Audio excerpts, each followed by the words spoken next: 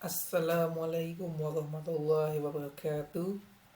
Kita kembali lagi membahas mengenai kepemimpinan.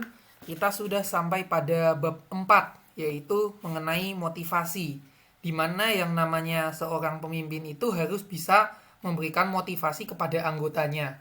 Tujuannya supaya anggota itu bisa bekerja dengan baik dan dengan sungguh-sungguh karena memiliki motivasi dan merasa termotivasi begitu. Ya, ini materinya ya. Jadi tujuan teman-teman belajar ini adalah supaya kalau teman-teman menjadi pemimpin nanti, teman-teman juga bisa menjadi pemimpin yang nggak hanya memimpin saja, yang nggak hanya mengatur saja, tetapi juga bisa memberikan motivasi kepada anggota agar anggota itu mau bekerja dengan baik, dengan sungguh-sungguh supaya hasil yang didapat juga lebih maksimal begitu. Nah, seperti yang teman-teman sudah sempat baca sebelumnya, motivasi itu berasal dari bahasa Inggris yaitu motivation yang berarti daya batin atau dorongan. Selain itu istilah motivasi dalam bahasa Latin adalah movere yang berarti gerak atau dorongan untuk bergerak. Selain itu motivasi itu juga bisa kalau kita mau katakan sebagai ini segala sesuatu yang dapat menggerakkan atau mendorong seseorang guna melakukan tindakan terhadap sesuatu dengan tujuan tertentu. Artinya dalam kita melakukan kegiatan itu harus ada motivasinya supaya apa yang kita perbuat itu bisa dikerjakan dengan baik dan hasil yang didapat itu juga bisa maksimal. Kalau seseorang nggak ada motivasi, tentu pekerjaannya akan lambat dan mungkin nggak selesai-selesai karena emang tidak ada niatan, karena emang tidak ada tujuan dia itu mau mengerjakan itu untuk apa. Kemudian tujuan motivasi ini memberikan semangat atau dorongan kepada bawahannya. Ya, kalau ini atau anggotanya juga bisa. Kemudian meningkatkan produktivitas. Kemudian menjadikan seseorang lebih kreatif dan selalu berpartisipasi dalam aktivitas yang dilakukan. Meningkatkan kedisiplinan biar nggak suka bolos-bolos. Menciptakan tanggung jawab. Mempertahankan loyalitas pada karyawan sehingga nggak keluar masuk dan menciptakan suasana kondisi kerja yang kondusif gitu. Maka dari tujuan-tujuan ini, seorang pemimpin itu juga harus bisa memberikan motivasi kepada anggota. Kemudian untuk fungsi motivasi seperti ini menjadi pendorong maupun daya tarik di dalam seorang individu agar mau mengerjakan suatu tindakan dengan semangat, dengan baik, dengan niat, nggak asal-asalan. Seperti ini. Kemudian motivasi ini memiliki beberapa fungsi yang lain, yaitu menentukan cepat lambatnya suatu tindakan. Kalau seseorang tidak punya motivasi, maka akan lambat sekali seseorang itu dalam mengerjakan sesuatu hal. Kalau seseorang itu punya motivasi, pasti akan lebih cepat dan lebih niat. Bukan cepat tapi asal-asalan. Kalau itu mah sama aja itu tidak punya motivasi. Kemudian menyeleksi perbuatan. Artinya perbuatan saya ini sesuai nggak dengan motivasi saya. Kalau nggak sesuai pasti tidak akan dikerjakan. Dan tentunya juga menentukan arah yang ingin diraih. Apakah itu positif ataukah itu negatif. Kayak semisal kalau teman-teman mempunyai motivasi yang positif itu misalnya membantu orang tua gitu. Kemudian kalau yang negatif itu misalkan balas dendam, itu nggak boleh ya. Tapi memang ada arah yang bisa diraih yaitu positif dan negatif. Kalau ini membantu orang tua, kemudian mencari nafkah dan sebagainya. Kalau ini balas dendam, menghancurkan bisnis, itu tidak boleh. Nah, kemudian seorang pemimpin itu harus memberikan motivasi kepada anggotanya supaya anggota itu bisa bekerja dengan semangat dan hasil yang didapatkan juga maksimal. Kemudian seorang pemimpin juga harus memiliki motivasi yang baik dalam memimpin orang lain. Tidak boleh kemudian punya motivasi pengen balas dendam, pengen semena-mena.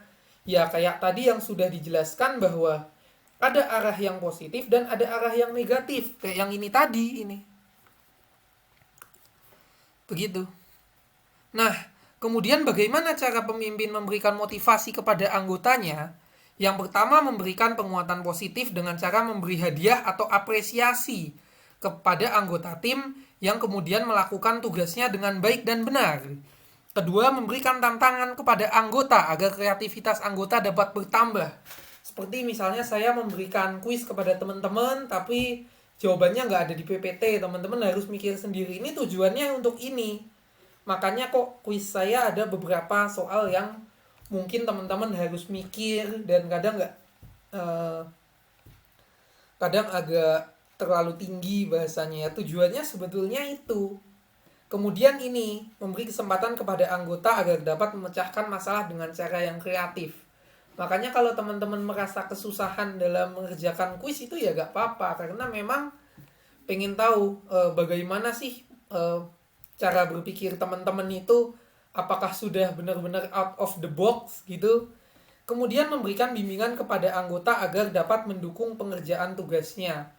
Artinya kalau teman-teman itu mengalami kendala sinyal, awalnya kan pakai Kahoot, tapi misalnya teman-teman ada yang punya kendala sinyal, ya kita diskusi lagi, kita ubah. Artinya ini bukan pakai Google Meet, artinya teman-teman bisa langsung lihat video dan teman-teman bisa langsung kerjakan kuisnya.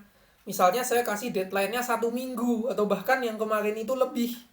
Artinya itu bisa didiskusikan gitu.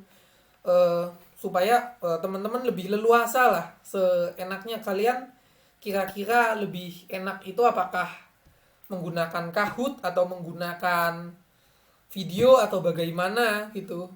Menyesuaikan aja gitu dari kalian. Nah, jadi itu saja materi yang bisa saya sampaikan, ya cukup singkat ya. Tapi semoga bermanfaat buat kalian semua. Ya karena masih ada cukup waktu, mungkin saya akan membahas sedikit tentang konflik. Nah, konflik ini merupakan sesuatu yang membuat kita berpikir, karena memang konflik ini merupakan terjadinya perbedaan pendapat untuk menyelesaikan suatu tujuan. Artinya mungkin ada orang yang bilang saya maunya begini, saya maunya begitu. Itu termasuk konflik. Dan konflik itu bisa dikatakan harus ada ya. Kalau misalnya nggak ada, maka kita akan cepat berpuas diri. Tapi kalau konfliknya terus-menerus, pasti organisasi tidak akan bisa berjalan dengan baik.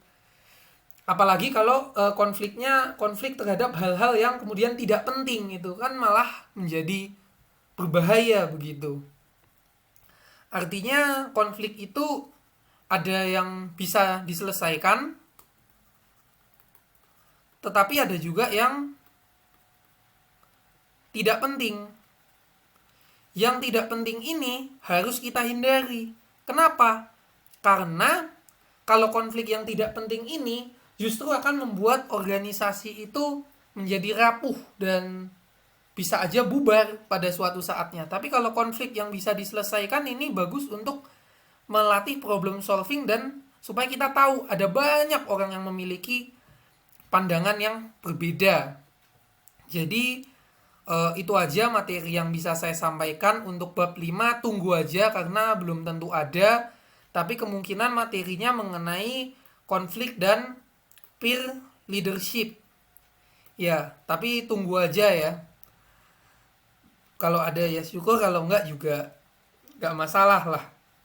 Intinya nantikan aja. Jadi itu yang bisa saya sampaikan. Kurang lebihnya mohon maaf. Wassalamualaikum warahmatullahi wabarakatuh. Jadi ini materi yang saya gunakan untuk membuat PPT ini. Teman-teman bisa baca sendiri untuk meningkatkan wawasan teman-teman mengenai kepemimpinan. Dan jangan lupa kuisnya itu dikerjakan ya. Kuisnya itu ada sekitar 15 soal ya. Kalau nggak salah lihat ya. Paling sekitar 10-15 lah ya. Bisa dikerjakan dan nanti hasilnya bisa langsung teman-teman lihat setelah teman-teman selesai mengerjakan kuis ini. Ya.